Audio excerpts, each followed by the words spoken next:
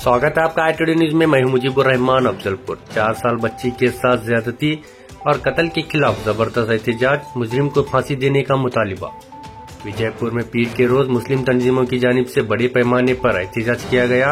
यह एहतजाज पड़ोसी रियासत महाराष्ट्र के जत तालुके के करजकी गाँव में 4 साल मासूम बच्ची के साथ ज्यादती और कत्ल के खिलाफ किया गया है। मुजाहिरीन ने जिला कलेक्टर के दफ्तर के सामने जमा होकर एहतजाज किया और मुतालबा किया कि वहशी मुजरिम को फौरी तौर पर फांसी दी जाए।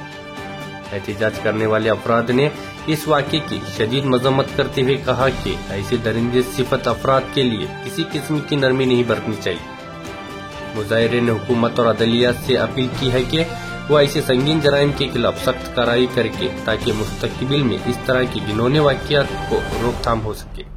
ಜಾತಿ ಧರ್ಮಕ್ಕೆ ಸೀಮಿತವಲ್ಲ, ಮಾನವ ಕುಲಕ್ಕೆ ಕಳಂಕವಾದಂತಹ ಈ ವಿಷಯ. ಇದನ್ನ ನಾವು ಸಮಗ್ರ ಭಾರತೀಯ ರಾಷ್ಟ್ರೀಯ ಅಲ್ಲ, ವಿಶ್ವದಲ್ಲಿದ್ದಂತ ಎಲ್ಲ ಮನುಷ್ಯ ಕುಲದವರು ನಾವು ಖಂಡಿಸಬೇಕಾಗುತ್ತೆ. ಈ ಒಂದು ನಿಟ್ಟಿನಲ್ಲಿ ಮಹಾರಾಷ್ಟ್ರ ಸರ್ಕಾರಕ್ಕೆ ನಾವು ವಿನಂತಿಯನ್ನು ಮಾಡ್ತೇವೆ, ಎಚ್ಚರಿಕೆಯನ್ನು ಕೊಡ್ತಾ ಇದ್ದೇವೆ. ಈ ಒಂದು ಘಟನೆಯನ್ನ ಗಂಭೀರವಾಗಿ ತೆಗೆದುಕೊಂಡು ತಕ್ಷಣ ಆತನನ್ನ ಬಂಧಿಸಿ ಶಿಕ್ಷೆಗೆ ಗುರಿಪಡಿಸಬೇಕು.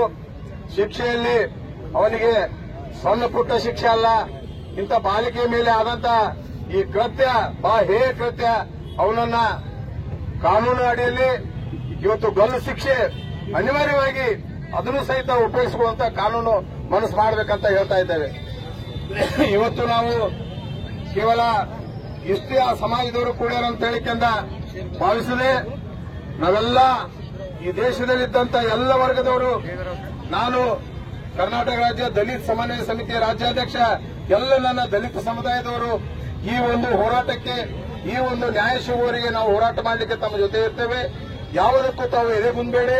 ಇದು ಅನ್ಯಾಯವನ್ನು ಖಂಡಿಸಲಿಕ್ಕೆ ಯಾರು ಪರವಾನಿಕೆ ಬೇಕಾಗಿಲ್ಲ.